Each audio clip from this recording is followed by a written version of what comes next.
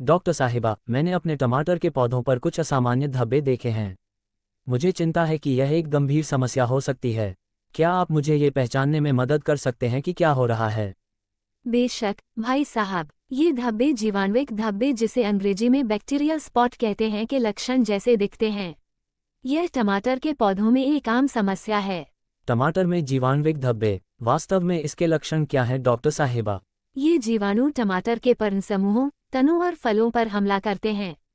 जीवाणुओं के इन धब्बों के प्राथमिक लक्षणों में छोटे पीले हरे निशान नवोदित पत्तियों पर दिखाई देते हैं, जबकि जीवाणु के कलंक से संकरे पीले आभामंडल वाले काले धब्बे बनते हैं। ये पत्तियों के किनारों और नोक पर अधिक मात्रा में होते हैं, जिससे ये विकृत और मुड़ी हुई दिखती हैं। गंभीर अवस्था में भाई साहब, जीवाणु के कलंक बढ़कर आपस में मिल जाते हैं या एक दूसरे को ढक लेते हैं, जिसके कारण अनियमित और बड़े घाव बन जाते हैं। जीवाणुओं के धब्बों के घाव बढ़कर 0.25 से 0.5 सेंटीमीटर तक फैल जाते हैं और पीले भूरे से लेकर भूरे लाल रंग के हो जाते हैं, जो अंततः गोली से हुए छेद से दिखने लगते हैं जब इनका केंद्र सूख जाता है। जीवाणुओं के धब्बे फलों पर भी पत्तियों के जैसे ही घाव पैदा करते हैं, जो अंत में रूखे होकर भूरे और पपड़ीदार हो जाते हैं। जीवाणुओं के कलंक सूक्ष्म, थोड़े उभरे हुए काले धब्बे पैदा करते हैं। इन दोनों रोगों में विशेषतः आरंभिक चरण में अंतर कर पाना मुश्किल होता है। ये गंभीर लगता है डॉक्टर साहिबा। टमाटर में जीवाणुविक धब्बे किस कारण से होता है?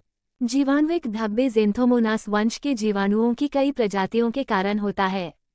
भाई साहब, ये संपूर्ण विश्व में और गर्म नम पर्यावरण में उगाए जाने वाले टमाटर की सबसे विनाशकारी बीमारियों में से एक है। रोगजनक बीजों में या बीजों पर, पौधों के अपशिष्टों पर और विशेष खरपतवारों में जीवित रह सकते हैं। मिट्टी में इनका जीवित रहने का समय कुछ दिनों से लेकर कुछ सप्ताहों तक सीमित रहता है। जब स्थितियां अनुकूल होती हैं, तो यह वर्षा अथवा जमीन की ऊपरी सिंचाई से स्वस्थ पौधों तक पहुंच जाता है। भाई साहब, ये पत्तियों के रोमछिद्रों और घावों द्वारा ऊतकों में प्रवेश कर जाते हैं। इसके लिए अनुकूल तापमान 25 से 30 डिग्री सेल्सियस तक है।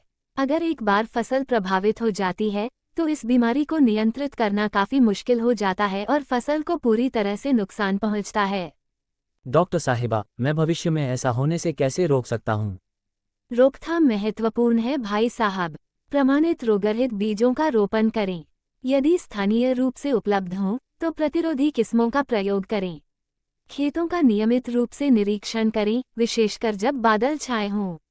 धब्बेदार पत्तियों वाले अंकुरों या पौधे के हिस्सों को हटा दें और जला दें।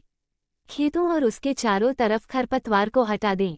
मिट्टी से पौधों को संदूषित होने से बचाने के लिए मिट्टी को पलवार से ढक दें। औजारों और उपकरणों को साफ रखें। खेत में तब काम न करें जब पत्तियां गीली हों।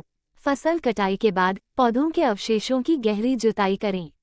वैकल्पिक रूप से पौधे के अवशेषों को उखाड़ें और मिट्टी को कुछ हफ्तों या महीनों तक सौरीकरण के लिए खाली छोड़ दें। गैर धारक फसल के साथ 2 से 3 सालों के लिए फसल चक्रीकरण की सलाह दी जाती है। ये बहुत बढ़िया सुझाव हैं डॉक्टर साहिबा। लेकिन अगर मेरे पौधे पहले से ही संक्रमित हैं तो क्या होगा? क्या कोई जैविक नियंत्रण विधियां हैं जिनका मैं उपयोग कर सकता हूं डॉक्टर साहिबा? हाँ, जैविक विधियां प्रभावी हो सकती हैं। रोग के शुरुआती चरणों में या जब फसल कटाई के करीब हो, तब जैविक नियंत्रण विधियों का पालन करने की सलाह देते हैं। रोग के अधिक उन्नत चरणों में कृपया रासायनिक नियंत्रण उपायों का पालन करें। एक ही समय में विभिन्न उत्पादों को मिलाना या लगाना अनुशंसित नहीं है। जीवाणुविक धब्बों का उपचार बहुत मुश्किल और खर्चीला होता है। अगर यह बीमारी मौसम के शुरुआत में होती है, तो पूरी फसल को नष्ट करने के बारे में विचार करें। कॉपर आधारित जीवाणुनाशक पर्णसमूहों और फलों को दोनों जीवाणुओं से सुरक्षा प्रदान करते हैं। 25 मिनट के लिए 1.3% सोडियम हाइपोक्लोराइट में या गर्म पानी 50 डिग्री सेल्सियस में बीज को डुबोने से दोनों रोगों की संभावना को कम किया जा सकता है। ये जानना अच्छा है डॉक्टर साहिबा। और अगर जैविक विधियां पर्याप्त नहीं हैं, तो डॉक्टर साहिबा रासायनिक नियंत्रण विकल्प क्या हैं? भाई साहब, रासायनिक नियंत्रण के लिए आप streptomycin sulphate 90% tetracycline hydrochloride 1 hectare के लिए 90 ग्राम का उपयोग करें। अपने 15 लीटर पंप में 3 ग्राम दवाई का उपयोग करें। उत्पाद 2 बार लगाएं। प्रत्येक उपयोग के बीच 11 दिन इंतजार करें। धन्यवाद डॉक्टर साहिबा, ये जानकारी अविश्वसनीय रूप से सहायक है। मैं इन उपायों को तुरंत लागू करना शुरू कर दूंगा।